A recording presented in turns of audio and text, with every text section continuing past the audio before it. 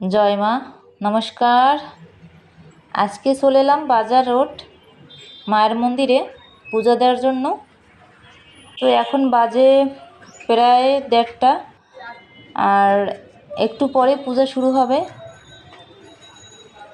মায়ের বাড়িতে আসতে অনেক দিন পরে, আসার খুবই ইচ্ছে ছিল, কিন্তু আসবো আসবো করে আর হয়নি।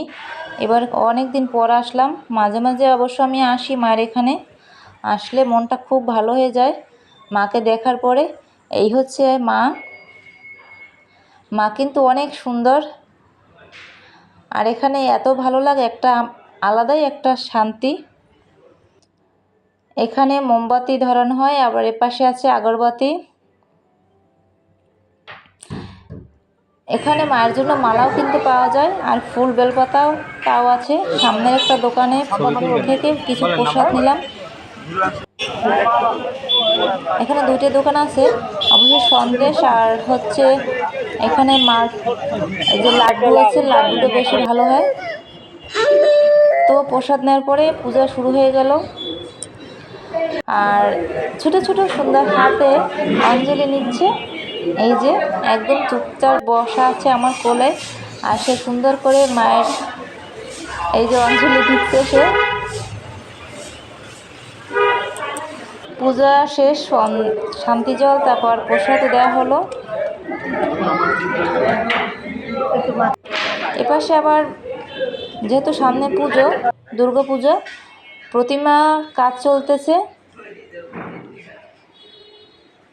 সবাই খুব তাড়াতাড়ি করে কাজগুলো সারতেছে, যেহেতু পূজার বেশি দিন বাকি নেই। আর পূজা এখন পর্যন্ত কিন্তু রং দেওয়া হয়নি। আর এপাশে দোকান আছে 3-4টা, তো এখান থেকে টুকিটাকি সব কিছু কেনা যায়, সবই আছে এখানে। এখানে সবই পাওয়া যায়, অনেক কিছুই আছে। সোনা ঠাকুর প্রতিষ্ঠিত শ্রী শ্রী কালীমাতার মন্দির।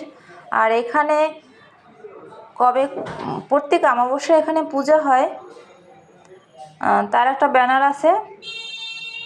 তো পূজা শেষ হওয়ার পরে সবাই চলে গেল। আমরা ওখান থেকে বের হয়ে চলে গেলাম হরি মন্দিরে। এখন প্রায় 3টা বাজে, 3টার পর 3:30। তো এখন ঠাকুর দুপুরে পূজা শেষ করে তারপর ঠাকুরও বিশ্রাম নিচ্ছে। ভগবান কী করবে, সারাদিন তো সবার কথাই না শোনে, তো এখন তারও তো একটু বিশ্রামের দরকার। তো সকলকে ধন্যবাদ।